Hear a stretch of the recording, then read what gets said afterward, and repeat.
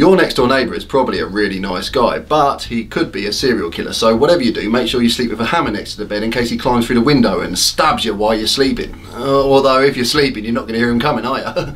Forget about that and hope for the best. Anyway, while I'm on the subject, let me take you through my top 5 favourite serial killers of all time. Let's do this. Number 5. The BTK Killer. Although this geezer sounds like something Burger King would serve up with a side of onion rings, don't be fooled. He was a right pesky little bugger. His real name is Dennis Rader, and he has a system. First, he would bum ya, then he would tickle you for a bit, and then finally he would kill ya. Hence the name, the BTK Killer. Not to be mistaken with the KTB Killer, who was exactly the same as the BTK Killer, except he did it in reverse order. Personally, I'd much rather be killed by the KTB Killer, because nobody minds being bummed when they're dead. Dennis Rader bummed, tickled and killed 10 people in America between 1974 and 1991, and now he sits in prison thinking, shit, I shouldn't have done that because now I'm on the receiving end of the B's and the T's. But anyway, friends of the BTK Killer said he was a lovely guy, until he started bumming you. Number 4. Jack the Ripper. My man Jack made his name from ripping. He loved a good rip, but not to be mistaken with my mate Jack the Ripper. Hey, would you let me have a little rip on that, man? No, Jack, you've ripped half of it already. Get a job. The original Jack the Ripper was a proper sneaky bugger. He spent his days hiding in the shadows, ripping up prozzies. Looks like we've got another one here, Terence. Ripped up nice and good, is she? Oh, I would say so, yes. It's generally accepted that Jack the Ripper was a skilled medical practitioner due to the precision of his ripping, but I happen to believe he was just fluky. Still, to this day, nobody knows the true identity of Jack the Ripper, although I'm pretty sure it's this guy, based on no evidence at all. Jack the Ripper, born, nobody knows. Died, definitely sometime. Rip. Rip. Number 3. John Wayne Gacy. John Wayne Gacy was a stupid son of a bitch because he killed 33 people and buried them under his house. It wasn't me, officer. Some other geezer must have put these bodies under me house. Shut it, Gacy, you dirty lying bastard. Okay, fair enough, I did it. Known as the Killer Clown because he enjoyed dressing up as a clown and killing people, Gacy would lure young men back to his house so he could show them his magic trick. He used to say, I bet you can't get out of these handcuffs. They couldn't. How the hell did so many men fall for that one? If Gacy said to me, put on these handcuffs, I would have said, you want to murder bum me, don't you? I'm not falling for that one again. I've had enough of this shit with the BTK Killer. Hey, leave me out of this. Unfortunately, people did fall for Gacy's magic because 33 young men got well and truly J.W. Gacy.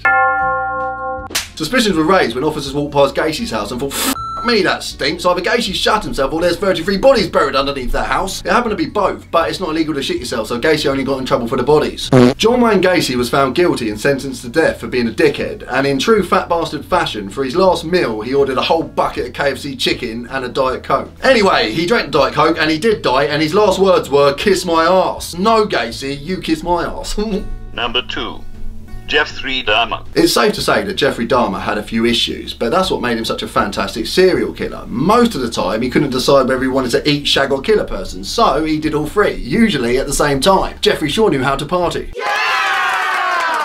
What Jeffrey really wanted was a real-life human sex slave that remained in a permanent submissive state. So he got a geezer and drilled a hole in his brain and poured acid into his head. Obviously this fucked the geezer up pretty bad, but somehow, although properly spooned, the geezer managed to escape. He ran off down the road completely bollock naked with acid bubbling out of his head before collapsing in the middle of the road. 2 police officers found him and asked, "What have you been up to, son?" And the man replied, blah, blah, blah, blah, blah, while pointing at Jeffrey Dahmer's house. Unbelievably, the officers put it down to a lover's tiff, some drunken kinky homosexual loving gone wrong, so they scooped him up and took him back to Jeffrey's house. Alright there, Jeff, we found your boyfriend lying in the middle of the road, look after him better, will ya? Old Jeffrey couldn't believe his luck, so he celebrated by f***ing the poor geezer in the skull hole. Eventually, Jeff's luck ran out when he was busted with a fridge full of heads. "What's this I found here, Jeffrey?" "It's a fridge full of heads, officer." "I see. You're Nick, son." In total, Jeffrey Dahmer killed 17 men and got sentenced to life in prison, but in 1994 he got battered to death with a pole. Calm as a bitch, eh, Jeff? Number 1. Ted Bundy. Well, well, well, what a surprise. The Bundy boy, the T to the B, the T to the B diddly, is my favourite serial killer of all time. Ted Bundy, the serial killer you could take home to your mother before, of course, he inevitably bludgeoned her to death. Charismatic, charming, cute, but also a He killed at least 30 women, but experts predict it was more like well over 300 million women. Bundy started being a Bundy by peeking in windows and masturbating, but eventually window bashing wouldn't do it anymore, so he had to notch it up a gear by buying a Bundy-mobile, and that meant he could Bundy full time. Smack! Bang! Wallop! The victims were rapidly piling up. Kaplonk! There goes another one. Eventually, Bundy got sloppy when trying to Bundy someone in a car park, so he got arrested, but that didn't bother him. He just escaped, and then he went out Bundying better than ever. Ting! Sneak! Poof! He got arrested again, but then he escaped again. Clonk! The third time he got arrested, there was no escape. He was well and truly he went on trial for the murder of 30 billion women. He was so cocky and confident he defended himself, which in hindsight was a mistake on Bundy's part because he got the electric chair. The thing that baffles me is that women seem to love Bundy. They even went to his trial and started masturbating, and still to this day, women all over the world love rubbing one out to the Bundy. So for all you lonely lovesick singletons out there not getting any action, you know what to do. You gotta get yourself a crowbar and a Bundy-mobile and get out there and start Bundying. Chicks dig it. Terms and conditions apply. Bundy was a bastard. Any man who wants to be like Bundy is also a bastard. Danny ITV takes no responsibility for any man doing a Bundy. I repeat, Bundy was a bastard. So there we have it. Those were my top 5 favourite serial killers of all time. Let me know your favourites in the comments, or maybe you don't have any favourites because you're not in the head like me.